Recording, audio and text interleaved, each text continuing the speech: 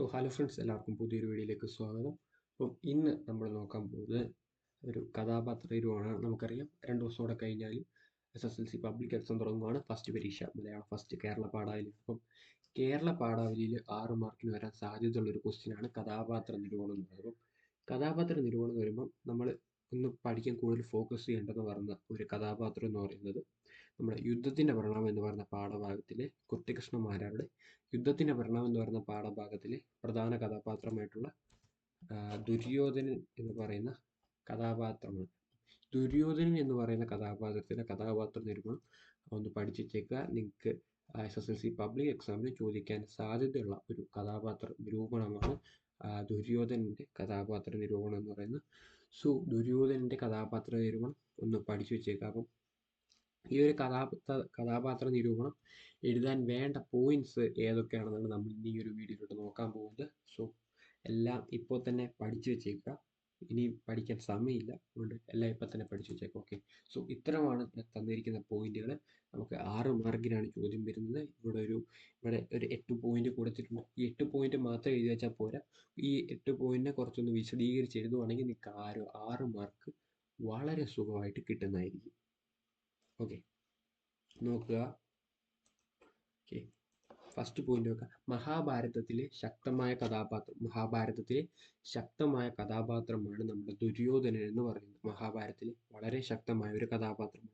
അടുത്തത് കൗരവരിലെ മൂത്ത പുത്രനായിരുന്നു നമ്മുടെ ദുര്യോധനൻ എന്ന് പറയുന്നത്. കൗരവർ എന്ന് പറയുന്നത് 101 പേരാണ്. 101 പേരിലെ മൂത്ത പുത്രനാണ് നമ്മുടെ ദുര്യോധനൻ എന്ന് പറയുന്നത്. ഓക്കെ, അടുത്ത പോയിന്റ് നോക്കുക.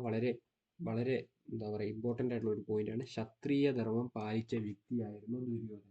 ക്ഷത്രിയ ധർമ്മം പാലിച്ച് നമ്മുടെ പാഠഭാഗത്തിന്റെ തുടക്കത്തിൽ കുറച്ച് കരാറ് പറയുന്നുണ്ട്. നമ്മുടെ പാണ്ഡവരും കൗരവരും തമ്മിലുള്ള യുദ്ധം, കുരുക്ഷേത്ര യുദ്ധം തുടങ്ങുന്നതിന് മുമ്പ് ഇരുചേരിക്കാരും തമ്മിൽ ഒരു കരാർ ഒപ്പിട്ടായിരുന്നു. ആ കരാർ എന്ന് പറയുന്നത് കുറച്ച് കരാറുണ്ട്. ആ കരാർ പാലിക്കണം എന്ന് പറഞ്ഞ് ആ ഒരു കരാർ ഒപ്പിടുന്നുണ്ടായിരുന്നു. യുദ്ധം നടക്കാത്ത സമയങ്ങളിൽ ഇരു കക്ഷിയും പണ്ടേ പോലെ പരസ്പര പ്രീതിയോടെ വർത്തിക്കണം. യുദ്ധം തുടങ്ങിയാൽ ഗജാശ്വര രഥങ്ങളിൽ ഇരിക്കുന്നവർ ആ നിലയിലുള്ളവരോട് എതിർക്കാവൂ.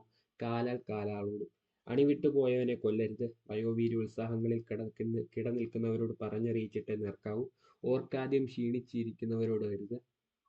മറ്റൊരാളോട് നേരിടുന്നവന്, പ്രമാദം പറ്റിയവന്, പിന്തിരിഞ്ഞവന്, ആയുധം തീർന്നവന്, കവചം പോയവനെ ഒന്നും ഒരുവിധവും കൊല്ലരുത്. സൂതന്മാർ, കുതിരകൾ, ആയുധ ചുമട്ടുകാർ, വാദ്യക്കാർ എന്നിവരെ ഉപദ്രവിക്കരുത്. ഇങ്ങനെ കുറച്ച് കരാറുകൾ നമ്മുടെ പാഠഭാഗത്തിന് തുടക്കത്തിൽ കാണാൻ പറ്റും. ആ ഒരു കരാറുകളെല്ലാം ലംഘിച്ചായിരുന്നു നമ്മുടെ പാണ്ഡവർ യുദ്ധം ചെയ്തിരുന്നത്. അപ്പം ഈ ഒരു കരാറുകളും പിന്നെ ബാക്കിയുള്ള ക്ഷത്രിയ ധർമ്മങ്ങളും എല്ലാം പാലിച്ച ഒരു വ്യക്തിയായിരുന്നു ദുര്യോധനൻ. അപ്പം ഉത്തരം എഴുതുമ്പം ഇതെല്ലാം ഇങ്ങനെ വിശദീകരിച്ച് വേണം ഉത്തരം എഴുതാൻ. അടുത്ത പോയിന്റ് നോക്കുക. സൗഹൃദത്തെ സൂക്ഷിച്ചിരുന്നു. അപ്പോൾ ദുര്യോധനന്റെ സുഹൃത്തുക്കളായിരുന്നു നമ്മുടെ അശ്വത്ഥാത്മാവും അതുപോലെ തന്നെ കർണൻ, കൃപർ അങ്ങനെയൊക്കെയുള്ളവർ നമ്മുടെ ദുര്യോധനന്റെ സുഹൃത്തുക്കളായിരുന്നു. ആ ഒരു സുഹൃബന്ധം വിച്ഛേദിച്ച് പോവാതെ അവരെ ആ ഒരു ബന്ധം സൂക്ഷിച്ചിരുന്ന ഒരു വ്യക്തിയായിരുന്നു നമ്മുടെ ദുര്യോധനൻ എന്ന് പറയുന്നത്. അടുത്ത പോയിന്റ് നോക്കാം. മാതൃപിത സഹോദര സ്നേഹമുള്ള, സ്വന്തം മാതാവിനെയും പിതാവിനെയും പിന്നെ ബാക്കിയുള്ള സഹോദരങ്ങളെ എല്ലാം സ്നേഹിച്ചിരുന്ന ഒരു വ്യക്തിയായിരുന്നു നമ്മുടെ ദുര്യോധനൻ എന്ന് പറയുന്നത്. പിന്നെ അടുത്ത പോയിന്റ് വളരെ ഇമ്പോർട്ടൻ്റ് ആണ്. സഹോദരി ദുശ്ശളയെ അതിയായി സ്നേഹിച്ചിരുന്നു. നമ്മുടെ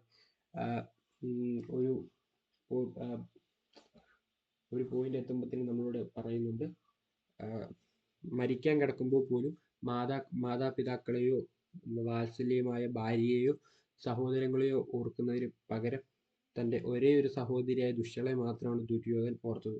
അപ്പം അവിടെ സഹോദരി ദുശ്ശളയുള്ള അതിയായ സ്നേഹമാണ് കാണിക്കുന്ന. ആഭിജാത്യവും ഹൃദയോന്നതിയും ഉള്ള ഒരു വ്യക്തിയാണ് ദുര്യോധനൻ. അപ്പം നേരത്തെ പറഞ്ഞ ആ ഒരു പോയിന്റ് ഇവിടെ ആഭിജാത്യവും ഹൃദയോന്നതിയും ഉള്ള എന്ന് പറഞ്ഞ പോയിന്റ് ഉദാഹരണമാണ്.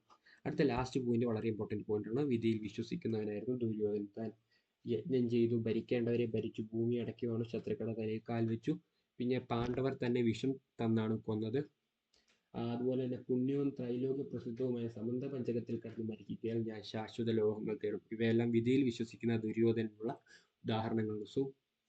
ഇതെല്ലാം കൂട്ടിച്ചേർത്ത് ഇതിനെല്ലാം വിശദീകരിച്ച് ഒരു പാരഗ്രാഫ് ഒക്കെ ആക്കി എഴുതുവാണെങ്കിൽ നിങ്ങൾക്ക് 6 മാർക്ക് വളരെ സുഖമായിട്ട് നേടാൻ സാധിക്കും. കൂടുതൽ വീഡിയോസിനായി ചാനൽ സബ്സ്ക്രൈബ് ചെയ്യുക.